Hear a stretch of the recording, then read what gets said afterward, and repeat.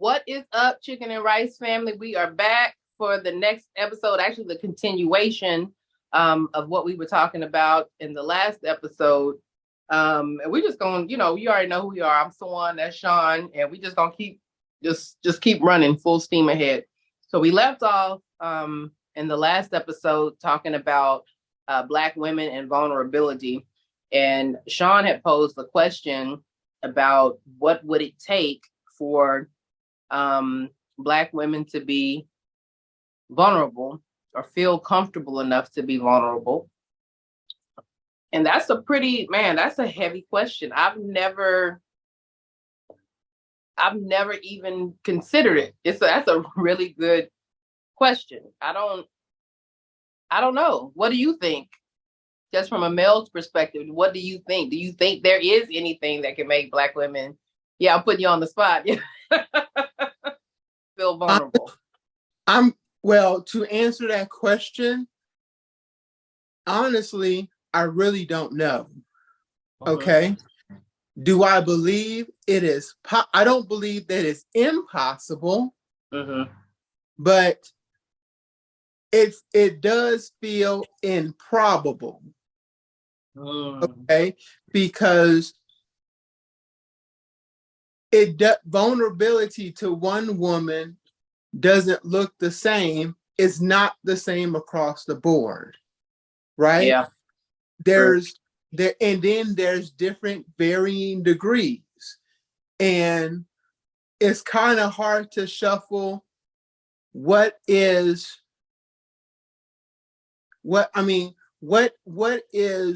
needed and what is frivolous, right?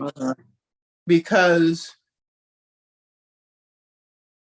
I just get the sense that more and more when I speak to women, and I don't want to attack any woman. I'm here to learn, right? I asked that question because I seriously want to know. But I'm hearing a lot of frivolous things when it comes to resting in vulnerability. Okay. I'm hearing a lot of, well, I can't be vulnerable if, I'm not traveling, or I don't feel vulnerable if we don't have the size house that I want to live in, or the kind of, there's a lot of physical, and I don't want to, I don't want to, like I said, attack. I mean, traveling might be something that's very, very important to you, right? That's fun. Okay. I can attest to, just being this, last year and getting bitten by the, traveling bug myself a little bit, that I do enjoy traveling. But if your dude don't take you traveling, you're not going to feel vulnerable. That's ridiculous. Teach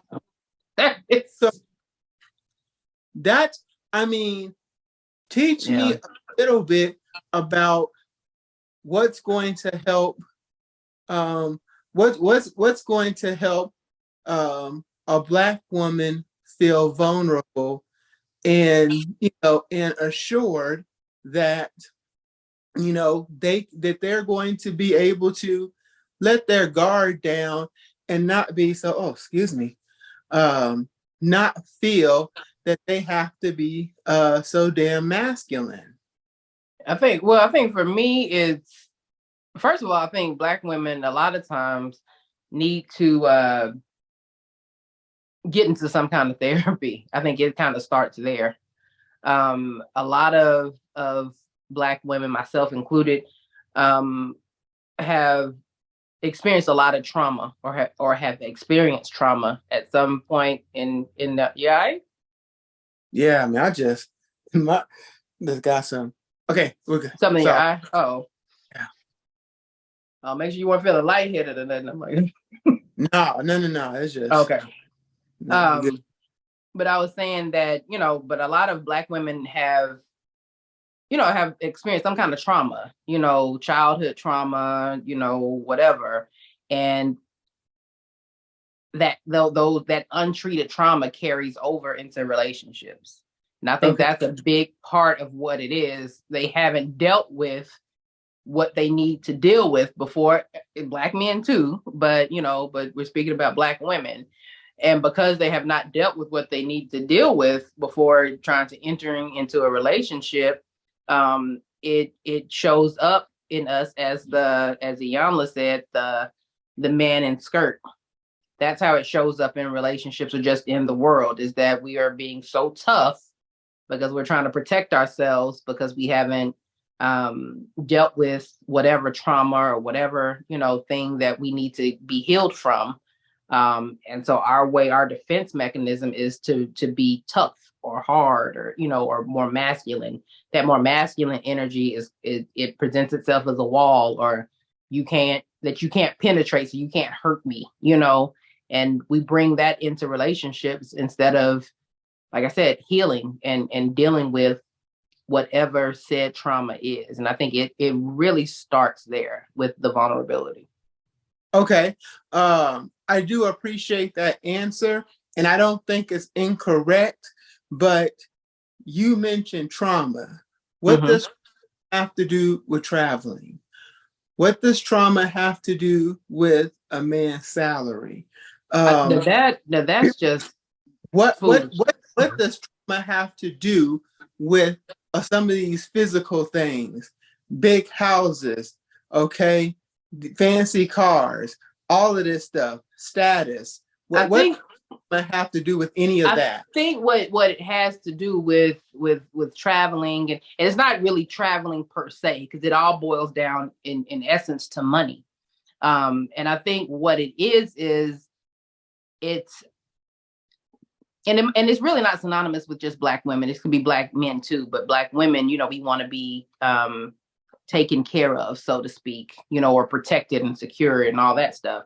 And so I think it kind of goes back to the Black experience that a lot of Blacks have had, where, you see your mom struggling or your dad struggling or being raised by a single mom, a lot of, or dad being absent, and you see, you not having. And so a lot of Black women are like, well, that's not going to be me. I'm not going to be the one, on food stamps or welfare or blah, blah, blah, blah, blah. And so they have this, and so they start to equate success and with status. So you're success because you didn't have. And I think that's what it is the not having ends up translating. And then if you also have trauma mixed in there, it gets all intertwined. And so now it's like, in order for me to feel comfortable or secure, I need to have money, because for a lot of Blacks, money was the contributed to some of the traumatic experiences.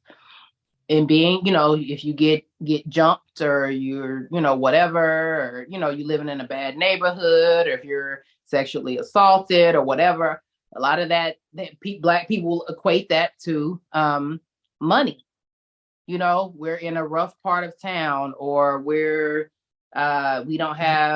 can't afford to go to a better school. So it's things of that nature. So it always boils down to money with Black folks, unfortunately. And so I think when Black women get older, it's like, well, I'm not going back there. So in order for me to feel secure or whatever, or be able to be vulnerable, I need to have somebody in my life, a man in my life, that is going to be able to prevent me from going back to that little girl that wasn't able to get Christmas presents, or or mom, we were wearing hand-me-downs, or you were shopping at thrift stores or whatever. And so I think that's part of what it is. So if you're not trying to, I think they're putting all of their childhood trauma, like I said, unhealed trauma, their childhood experiences, the bad childhood experiences, onto the shoulders of whatever guy they're looking to date. And it makes no sense to me, because that's never been my issue with vulnerability, is a man has to make, X, Y, and Z amount of money. That's never been my issue. But I have had issues of vulnerability. And then like I said, a lot of it stems from childhood. Like, for example, me and my husband, like I have just within the last year or so been comfortable with crying in front of him.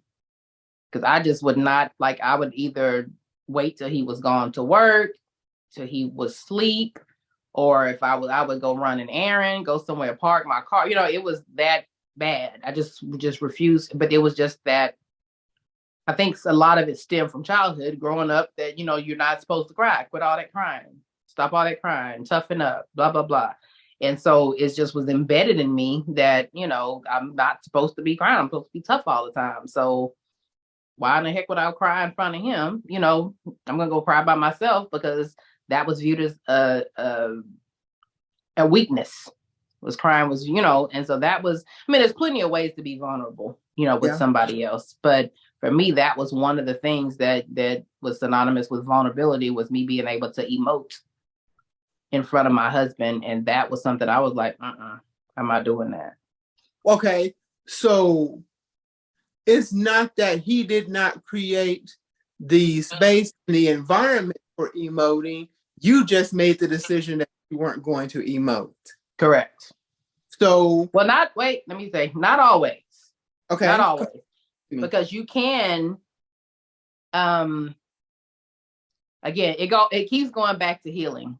It keeps going back to healing, because you can, not even unknowingly say something that triggers something from somebody's childhood, from that woman's childhood. You don't even know that you're doing it, say or do something that triggers her. And then now she puts up the wall. That was me, absolutely of no fault of his own, but like I can't stop drilling enough about the healing portion. It's like you need to go and get that stuff healed, because like I said, that's where it starts with being. And that's the thing with Black folks. It's like, if you can't be vulnerable with the therapist, you know what I'm saying? Then how the hell are you going to be vulnerable with the significant other? Because we've all talked about that with the mental health issues and Black folks not wanting to go and tell all their business and all the stuff to a therapist. But that is a sense of vulnerability. But they'll go run and tell their friends and all their business in the street. Yeah. We keep saying we need to go to therapy. You know what I'm saying? Go to therapy, healing, all stuff. But Black people is not going to therapy. You know what I'm saying? So, so what do you do with these people? Well, you know what I'm saying? If therapy is the only answer, like, how do we get people to take that path? Because it seems to me that Black people have taken a strong stance against therapy. They are completely. I think I'm seeing more. I think our generation and younger are embracing therapy a lot more than of course our parents' generation and above. Because our parents' generation, they were like, absolutely not. Our generation, we're a little skeptical or whatever, but a lot of my friends and people that I've known are embracing therapy. The generation below us, they are like, they are like team therapy. So I think it is changing in a way, even with you. But I was trying to get you to go. You were kind of like,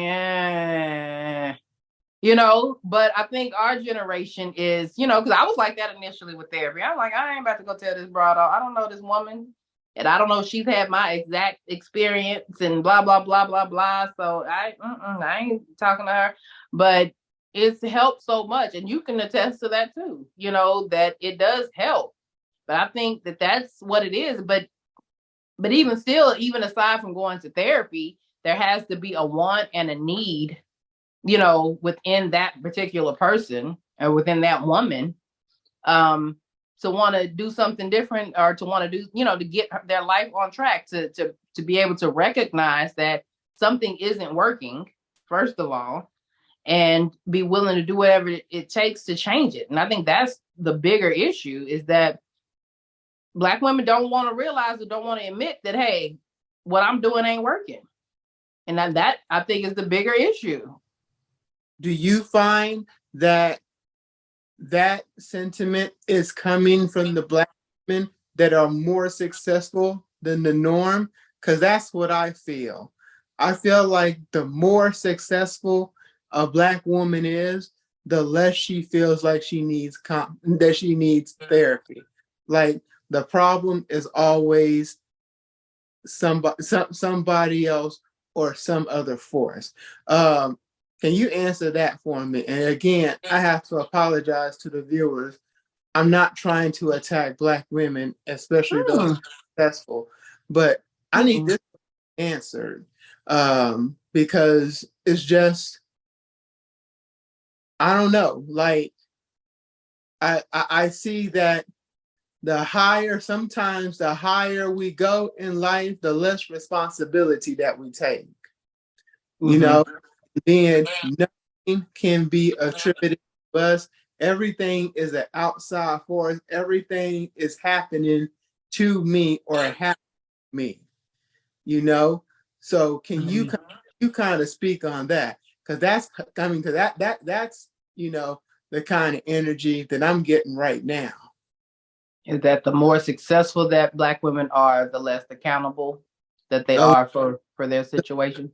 That they are, and the less that they feel that they need to be counseled, okay? Because the problem surely can't be them. I think, well, I don't think that it's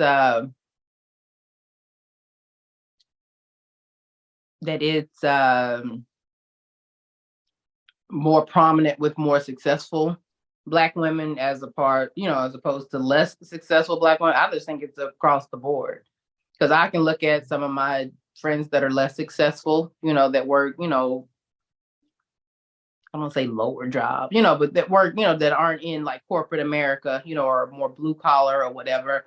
And I still see the same issue. I still see the exact same dating, which is interesting. I see the exact same dating issues and I hear the exact same complaints from somebody who's less successful to somebody who's more successful. The complaints and the dating, and they're exactly the same. I think that it shows itself more with the more successful ones, because they give that I don't need a man energy sometimes because I have my money to keep me warm at night, And so I think it's more prominent in them because they have the success, Okay, well, if you're not going to do what I want to do, I got my own money. I can go and take myself on a trip. I can do this.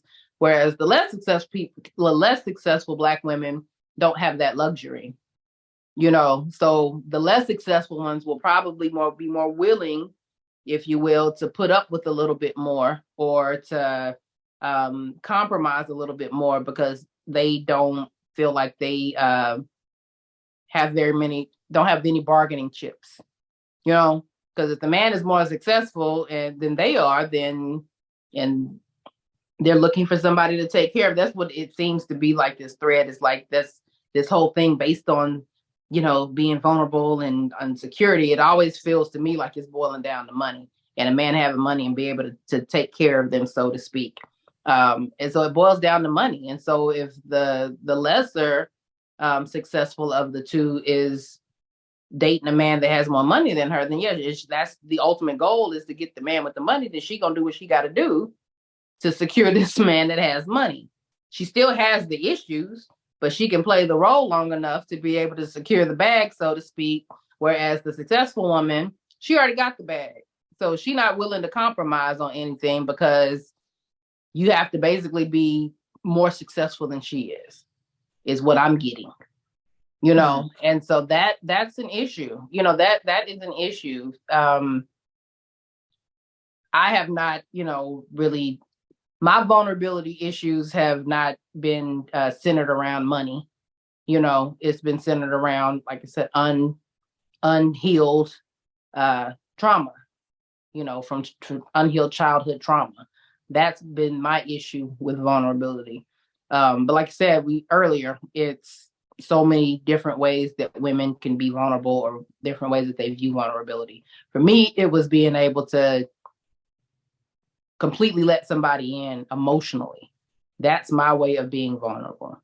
Other women, it might be, it sounds silly, but being able to, take they wig off in front of a dude, or be barefaced. That might be their version of being vulnerable. Being naked in front of a dude. You know what I'm saying? It's so many different levels of vulnerability. But your level of vulnerability, or your level that you have issues with being vulnerable, whatever way you have issues with being vulnerable, is going to be tied most likely to some kind of childhood trauma or some kind of trauma. So if you're not willing to get that fixed, or get that healed or work through that, then you're going to continue to be single. Because my question is always this with, the know-it-alls and the women, the successful women. It's like, if you know everything, baby, then why are you still single? That's always my question. If you got everything together and you are just the queen catch, why are you still single? Why haven't you nabbed this perfect man that you feel like you deserve, since you have it all together? That's always my question. But that's basically the answer for the successful versus the non-successful Black woman. Okay. Well, okay, so let's kind of make this more so general. Okay. Let's bring a bigger pot into this. Okay. So a lot of times what I'm also hearing, and this is all news to me, because I have not really been in tune with the issues, and to be quite honest with you, have not cared about the issues surrounding Black women and what they deal with, because I wasn't single, so quite frankly, I did not care. But now that I am a lot around them, a whole lot more, I keep the same conversations, keep. So I want to ask this question broadly, right? Because many Black women are feeling, just in general, that Black men do not protect them. Okay. So I need you to speak on that. And if the answer to that question is yes, then what can be done to correct that? Are Black men failing Black women in general? Well, I guess I don't know about in general, but you also have to, which is my issue. I'm sure I'm full transparency. I'm very transparent. I'm gonna tell you. I'm not gonna give you the version that makes me look like the victim. I'm just gonna give you the version, right? So full transparency. That was my issue. And my marriage was feeling protected, and protection for me meant like, somebody come up to me, you willing to scrap. That was protection for me. I grew up, kind of so in the hood. So I'm like, that was protection for me. Is, are you willing to scrap with somebody if dude come up disrespecting me? What you gonna do? But that's not the only means of protection. Are you gonna speak up for me and things like that? And so that was an issue within Brandon and I's marriage, was me feeling safe and secure and feeling protected. But my part in it, everybody plays a part in it. My part in it was, you have to sit back and allow the man to protect you. And so I think that is a contributing factor to why Black women don't necessarily feel protected.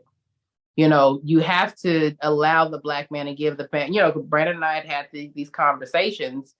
And then after we'd had the conversation, I would never give him the opportunity to prove to me, that he had my back and was going to protect me. So I think that's part of it, is us not even giving you an opportunity. We have it that you're not going to protect us, and that's what it is. And we're not going to sit back and allow you to prove us wrong. And then it's on the other hand, there are a lot of Black men that grew up without father figures, or grew up with just the mom in the house and all that. And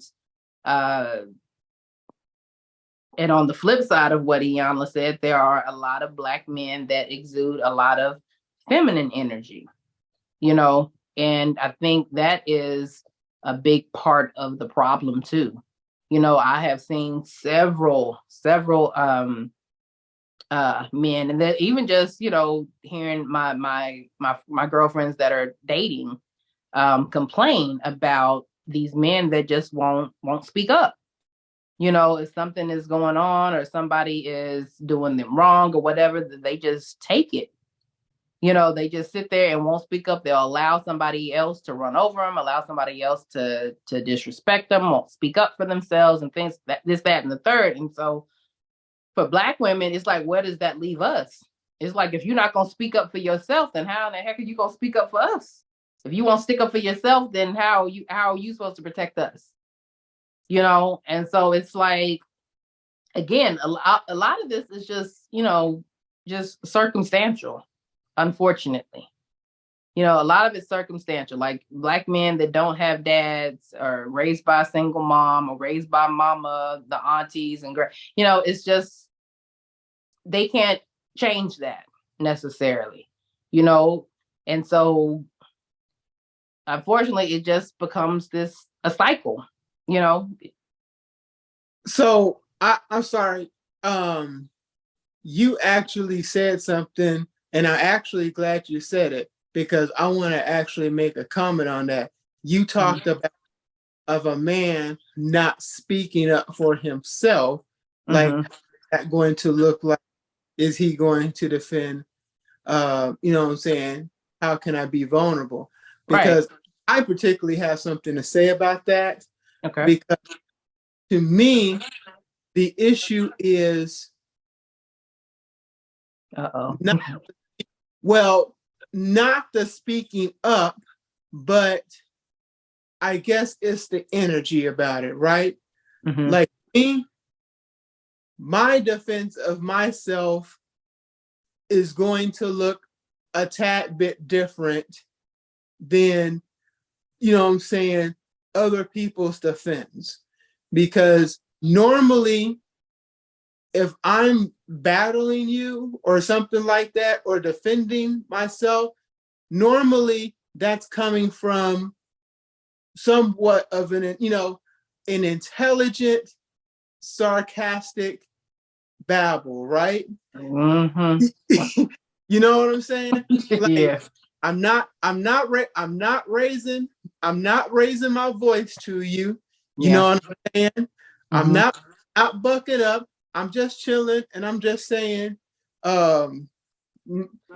this, you said this and this and this. This is wrong. Yeah. Okay. You know what I'm saying? But yeah, a lot of Black women don't like that. They want to see fire and brimstone, right? Yeah. But I'm not a fire and brimstone kind of guy. Okay? My thing is kind of like a war within the, you know what I'm saying, the intellectual. You know what I'm saying? Right. So that's my thing is, if you're not bringing down fire and brimstone, then that can be interpreted as people walking all over you. You know what I'm saying? But that's not the case. You know what I'm saying? Right. I have right on my side, and I'm proving my case. Right. You know, but that sometimes that's just not enough for, I feel, you know, that's not enough energy, fire and brimstone energy for Black women. Speak on that while I sip on some water and pretend it's tea. Okay. Okay. Well, I think I do. I get your point, and I understand that. So I want to give you a scenario. Talk to me. And then you give me how Sean would respond in this scenario, and what does your standing up for your woman look like in this scenario? Okay. Okay. So you're out on a date with your woman. Okay. And some dude comes up and compliments her, or you know, you know, he's a little too friendly, you know, Right. with your lady, and she's not appreciating it. Right. What does Sean's defense of his woman in that scenario, what does that look like?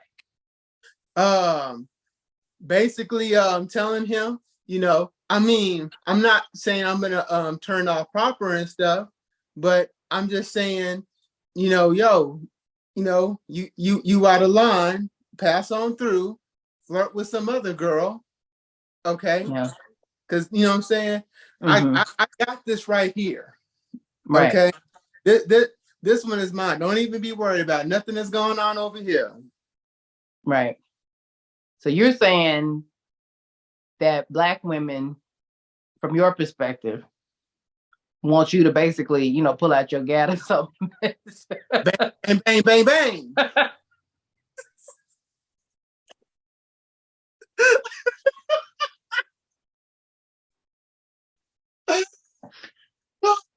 Oh, man.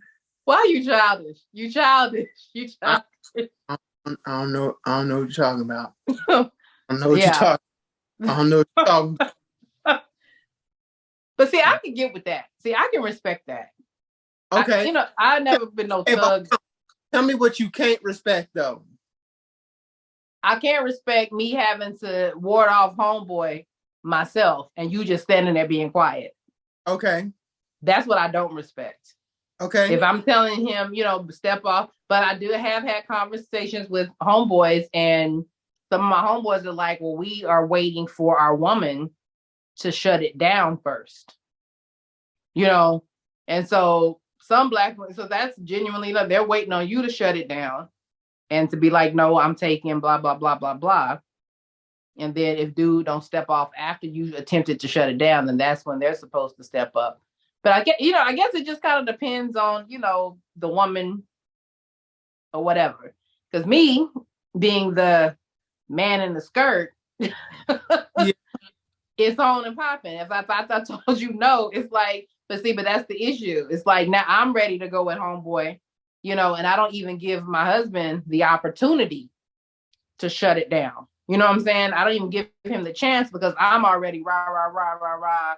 What is it? What we gonna do? Let me reach in my bag. That's me. But that's that man in the skirt, syndrome. And that's me me learning and understanding that I have to lay back and become more feminine and allow my husband to be the front runner and allow him to lead. But no, I cannot, to answer your question, I'm not respecting no dude that's just sitting, seeing me being heckled by homeboy and you just sitting there like,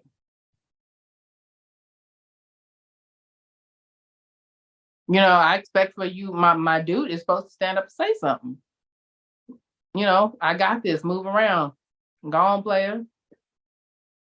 But yeah, if it's a dude that's sitting there, then yeah, no. That's gonna be a no for me, dog. Yeah. Okay. I can get with that. That was actually a good example, a good scenario too. That's not typically one that I've had to deal with. Mostly my problem is the woman returning to flirting. But that's a story for another day.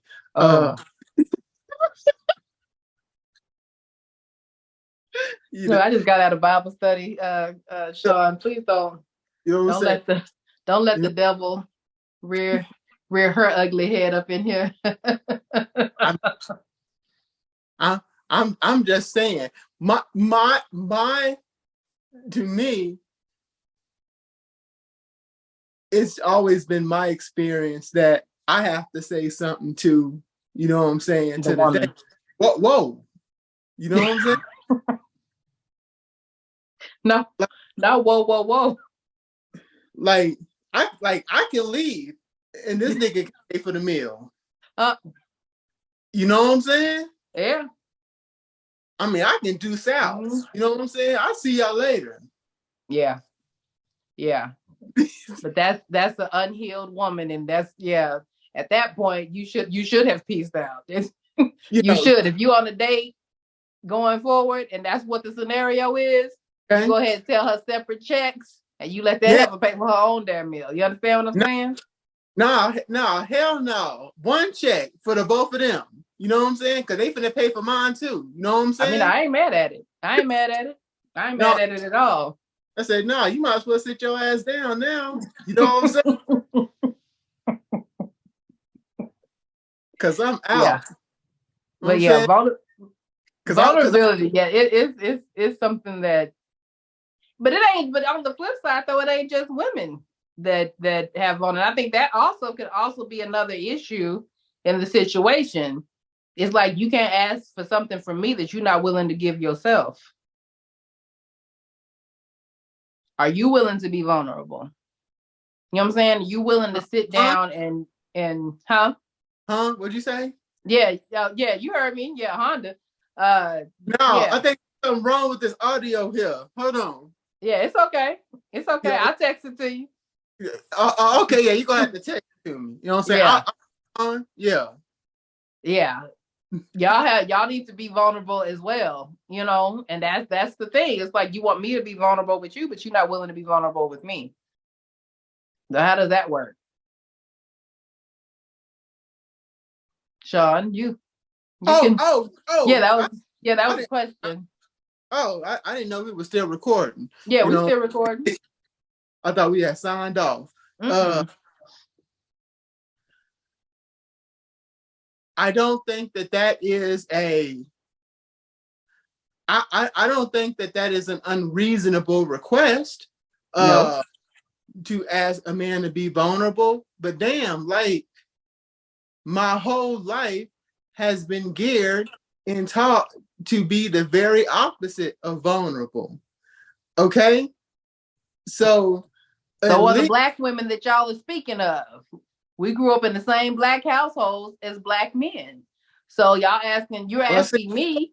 listen, now hold on. I have to say something about that because I ain't heard nothing in my household growing up other than talk like this to a woman. Don't tell her this. Don't call out her name.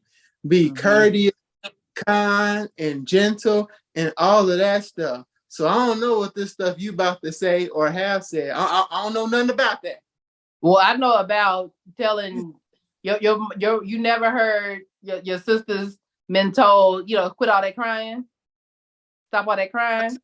My sisters, Yeah. I mean, I may have heard it once or That twice. that that is what it contributes to us not being vulnerable. Okay, You're teaching us that a very I heard this. hold on. You're They teaching told young me the whole girls. thing too. No. You're teaching young girls at an early age that emoting, there's something wrong with that. If I'm crying and I'm telling you I'm crying, I'm upset about something, and I'm hearing an adult tell me to stop crying, in my juvenile mind, I'm thinking that crying is wrong. You know what I'm saying? And so if you don't have any experiences that, that change that growing up, which we usually don't, you could become an adult, a grown woman that feels that same way, which is again was why I couldn't cry in front of my husband up until maybe a couple years ago. You know what I'm Okay, saying? okay, but do you realize that statement that you had just said has been uttered by every black man almost in this country? You talking about the women, but what you just said that black men have been told to you think that men been saying men are told that it's okay to cry? You think Oh, men absolutely not. no Oh, stop? of course not. You know what I'm saying? So I mean, I'm just saying. I know you giving us the real from the woman's perspective, and like I said, From the black woman's perspective. a black woman's perspective, and I believe that I really do believe that what you're saying is right. But the black man been getting that same speech as well. You know what I'm saying? I We know. don't, and I mean, we have been told that may, if not at the same, you know, frequency, then maybe even a little bit more. I'm Because sure. let's just be honest, it is more acceptable for a woman to cry than a man to cry. That's just Mm-hmm. fact. Right. But the thing is, the thing that's similar is that the way that you're the trouble that a Black man would have being vulnerable is not far from the trouble that a Black woman who's been raised in a similar circumstance would also have being vulnerable. You feel what I'm saying? So the same way that you're asked, the same question that you're asking me, what would it take for a Black woman to be vulnerable or feel comfortable enough to be vulnerable, is the same question I'm going to throw right back into your own lap. What would it take for a Black man to feel comfortable enough to be vulnerable with a Black woman? Because it's the same thing. You know what I'm saying? It's the same thing. So it's like, okay, if you want us to be vulnerable, then what is it going to take for y'all to feel comfortable enough to be vulnerable with us? Okay, well, here's one. You know what I'm saying? Stop all of these damn insults against us and whatnot. You know what I'm saying? And challenging manhood and not saying we not man enough. You know, you finna insult me and then you want me to tell you how I feel? Yeah. No, this. No. Yeah. You know what I'm saying? We ain't doing that. You know what I'm saying? I do not trust you. Emotional, so, yeah. So no, you don't. No, you don't get these tears. You're gonna get the sarcasm. That's what you're gonna get. Yeah. You know what I'm saying? And you know what I'm saying? Get ignored. That's what's gonna happen. Okay, calm down. Shonda brought out the knife. We just talking.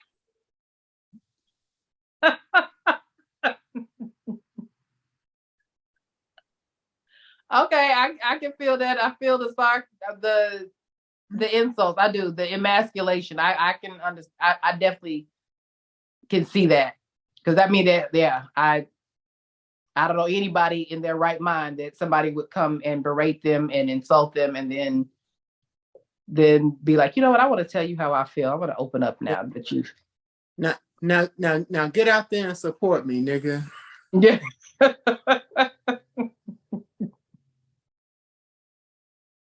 I'm just saying, look, I'm just saying, since we want to be real and whatnot. With Cousin Sean that let his hair all the way down this episode. You'd have let your hair all the way down in this episode. Yeah. Not let it down. No, I cut it off, man. Shit.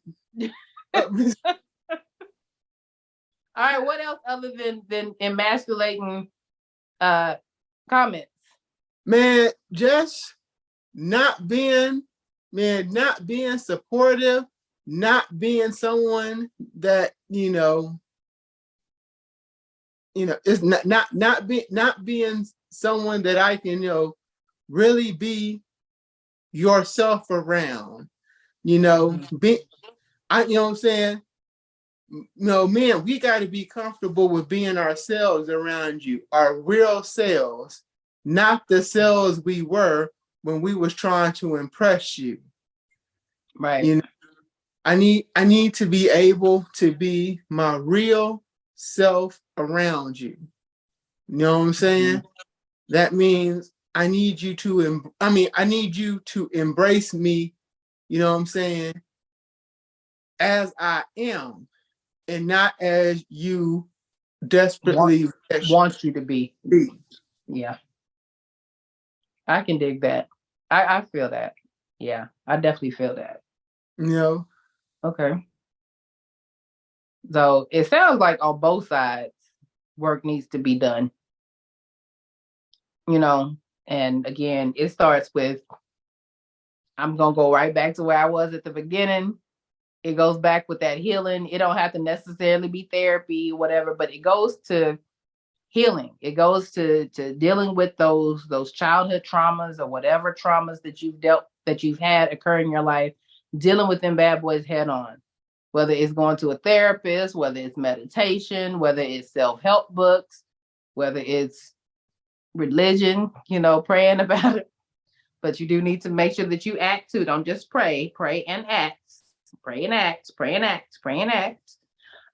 Whatever your medium is, you need to deal with whatever those traumas are, because they show up in your relationships. Man, And you need to talk to a professional therapist. We ain't telling no black people to read nothing. Black people ain't gonna read. You know what I'm saying?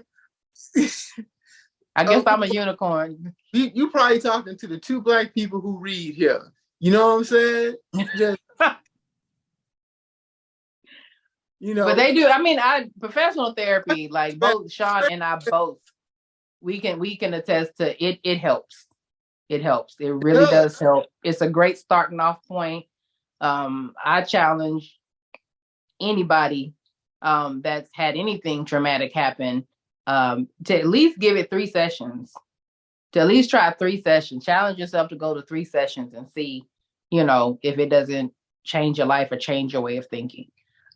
Coaching is also another option that has now become popular. I have a coach that I've had for probably about 2 years now. I started with therapy, and then I transitioned into just coaching. And now we're actually on the end of our coaching relationship, which will be a whole nother, a whole other conversation, a whole nother episode. But you have to want to do it. It has to be in you. I just understood that there was something in me that was lacking, and something in me that was preventing me from attaining and reaching the milestones that I wanted to reach, in my personal life, in my marriage, with goals that, things of that nature. And until I was able to deal with that stuff that I didn't even realize from way back when, and then stuff that even seemed very insignificant in my life that was blocking me from getting what I wanted. I had to do something about it. And I think that on both sides, black men and black women, both need to realize that. Take a hard, long look at yourself and realize and be honest with you. Because if you lie to yourself, you're not hurting nobody but yourself. But be honest and look at you and see, okay, this ain't working, sis. If every dude that you meet and every dude that you meet end up cheating on you, then it's you, baby.